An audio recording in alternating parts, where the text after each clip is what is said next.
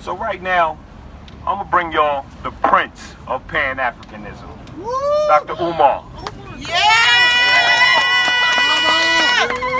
Bravo!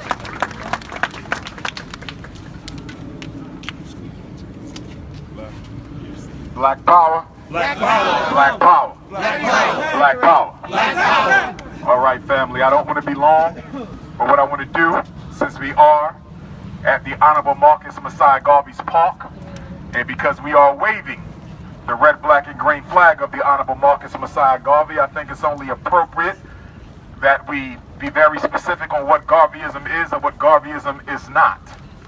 Principle number 1, revolutionary Pan-African nationalist, of which Garveyism is the highest stage. We believe that all African people, whether they're from Jamaica, whether they're from Brooklyn, Bronx, whether they live in the UK, whether they're in Sweden, France, Asia, Canada, UK, we are one family. Right on. Whether we are dark skin or light skin, whether we are Muslim or Christian, whether we speak English or Spanish, we are one family. And we believe that we identify on the level of family first. Being African is the most important identity that we have. Nothing is more important than your Africanity. Your religion is not more important than your Africanity. Your education is not more important than your Africanity. Your sorority, your fraternity, your Masonic lodge, nothing is more important than your Africanity. Teach. Why? Because God made you African, you made yourself everything else. You can stop being a Christian tomorrow. You can stop being a Muslim tomorrow. You can stop being a Q tomorrow. You can stop being a Delta tomorrow. You can leave the Masonic Lodge tomorrow, but you are African for the rest of your life. That's right. So we believe that we identify as being African family first. Black power. Number 2, we believe that the only solution to African people is international political economic solidarity. We would argue that the reason Black America is still in the condition that we are in is because we are fighting an isolated domestic struggle. Black America has not tied our struggle to the struggles of brothers in the Caribbean. Brothers and sisters in the Caribbean have not tied their struggle to brothers and sisters in Canada. Brothers and sisters in Canada have not tied their struggle to brothers and sisters in the UK. And brothers and sisters in the UK have not tied their struggle to brothers and sisters on the African continent. We believe that we rise together, or we don't rise at all. Why was Fidel Castro able to survive American imperialism so long, living in a country that's only 80 miles from the Florida border? It's because Fidel Castro understood international relations. And under the science of international relations, if you're going to stand against a much bigger enemy, you got to have some big people standing next to you. And because Cuba had diplomatic relations with Russia and with other countries, America knew that if it fought Cuba, it would also have to fight Russia, and America was not prepared to do that. Black America needs to take a page out of that book. The reason we are killed, the reason we are murdered, the reason why our girls are missing, the reason why our boys are killed, the reason why Khalif Browder went through what he went through is because America knew that Black America don't have no allies. You don't have a single country on the face of this earth that you are diplomatically tied to who will stand up and speak out for your behalf. So if we want to change that, we have to start building relationships with Africans outside of America. If you keep this struggle isolated, if we keep this struggle about us and only us here as African people, we will lose.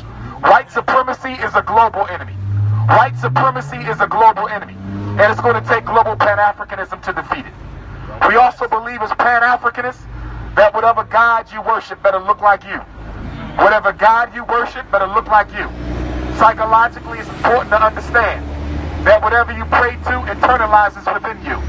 Whatever you pray to internalizes within you.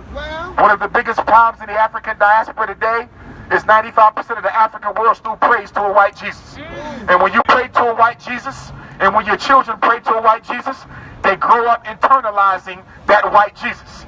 And if Jesus is white, if God is white, then it's okay for white people to be in charge. If Jesus is white and God is white, it's okay for the police to be almighty. If Jesus is white and God is white, it's okay for all of the wealth of America to be concentrated in the hands of white folks. See, we have this belief that public school teaches black children to hate themselves. As a psychologist and as an educator, I'm going to disagree with that. Public school does teach our children to hate themselves, but public school is not the first teacher of self-hate. Children do not learn, black kids do not learn self-hate in public school first. They learn self-hate in the black Sunday school first. Black children learn black self-hate in Sunday school with the white Jesus. If your deity looks like your enemy, then you're asking to be a slave. If your deity looks like your enemy, then you're asking to be a slave. As Pan-Africanists, we also believe that what is to be done for Africans must be done by Africans. What is to be done for Africans must be done by Africans.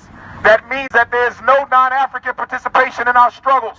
Now, this may be at odds with what some of you believe as integrationists or as socialists or as religious nationalists, but as Pan-Africanists, what is to be done for us must be done by us. It is an all-black struggle, or it is not a black struggle at all. I'm going to say it again. It is an all-black struggle, or it is not a black struggle at all. Nobody can be more interested in you than you can be interested in yourself. No one is going to fight harder than black folks are going to fight for themselves. We also believe that until Africa is free, none of us will be. Until Africa is free, none of us will be. Black America think that you're somehow going to get equality while Africa doesn't get equality. Do you not understand that the respect Africa gets is automatically reflected upon you? Why aren't Chinese kids killed by police? Why aren't Arab children killed by police, even with the so-called war on terror? Why aren't Italian kids killed by police? Why? Because they are connected to international homelands, countries that are strong enough to stand up and speak out for their behalf. There's Arab gangs in America, there's Chinese gangs in America, there's white gangs in America, but the youth are almost never murdered. That's because America knows that if they touch the youth of another nation, they will have to deal with that nation. But because you're not tied to any nation, they can treat you however they want, and no one will speak up for you, because you still want, after 400 years, you still want to be accepted into your master's house. And your master knows that your number one goal is to be accepted into his house.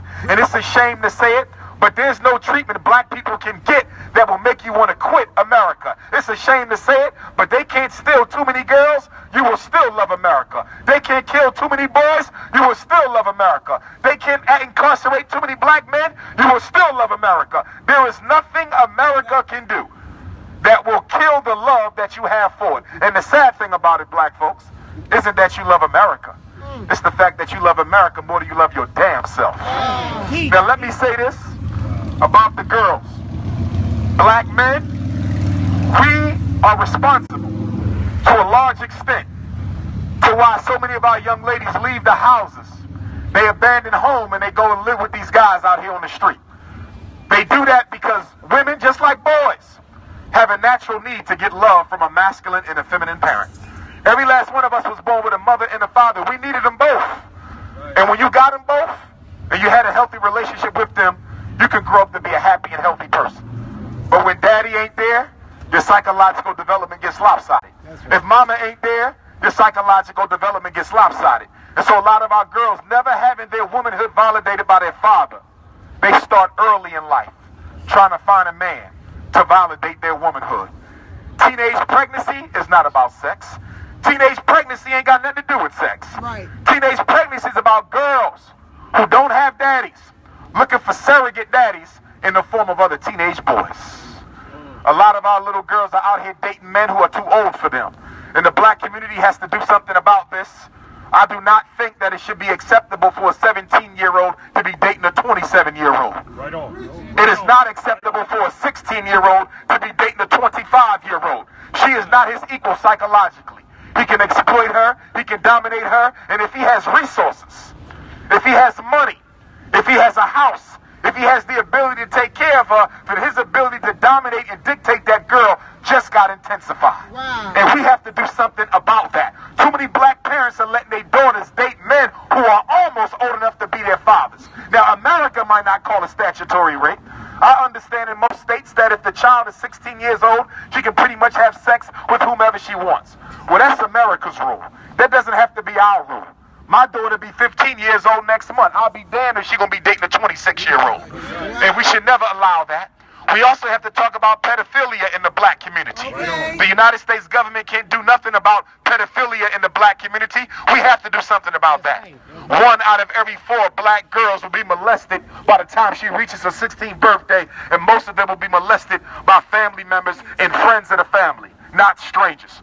So there's a lot that we have to do within the community. But let us not forget that I do not think it's a coincidence that those young ladies missing in Washington, D.C.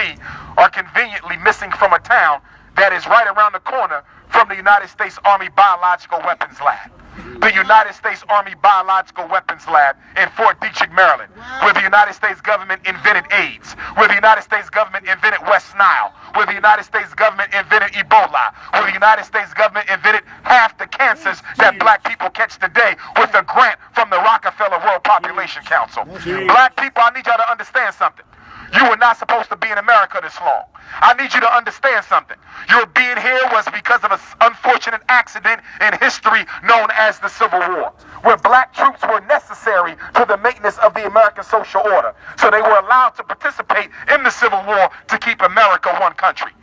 But when that Civil War ended, America was in a peculiar situation. We got over 4 million black folks, 200,000 of which participated in saving the Union for us. We can't tell them to put the chains back on because they might turn them guns on us. If the black men were responsible for beating down the Confederacy for the Union, then maybe those same black men can beat down the Union for black freedom. And so we were given our liberty, not because they wanted to, but it was a condition of the reality. And ever since 1865, and we're now 152 years later, black family, they've been coming up with ways to get rid of you. Abortion is a way to get rid of you. Right. Black on black crime is a way to get rid of you. Mass incarceration is a way to get rid of you. And let us also not forget that a lot of black folks are being abducted for their organs. Their organs. You cannot buy a heart at Walmart. You cannot buy a kidney at JCPenney. You cannot get a spleen at Gimbel's. The only way you can get an organ is to take it out of a living person. Do you really think that all these young black men that are being murdered, 65,000 black girls missing, do you really think that's just a bunch of crazy people running around abducting kids? That's systematic. Those are systematic abductions for kidney parts. Understand something, black woman. You're the only woman whose organs are compatible with every other woman on this earth. Understand something, black man. You're the only man whose organs are compatible with every other man on this earth. The black woman is the mother of all women, and the black man is the father of all men. And so whenever somebody needs a heart, whenever somebody needs a kidney, when they need a liver, when they need a spleen, the best one to get is to get them from black folks, because you got the original DNA of God running through your veins.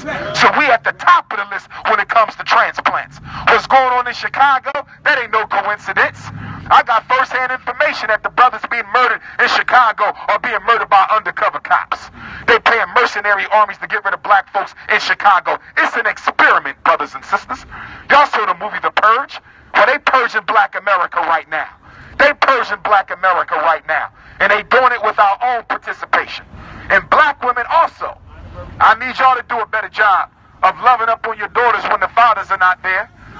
As a school psychologist, as a therapist, I deal with too many young girls who are forced out of their homes because of the hatred that their mother have for them. Being verbally abused by their mother. When a girl can't love on her mother, when a mother doesn't love on the daughter feels like she got to leave home and go live with some boy. And because she don't want to go back home, that boy exploits her into sexual escapades. I get the emails from young ladies. Too many black women have been victimized by sexual molestation at a young age. Over molested, repeatedly molested, and guess what? The black church and the black masjid ain't even doing nothing about it. I know case on top of case where the pastor knew and did nothing about it. Where the imam knew and did nothing about it.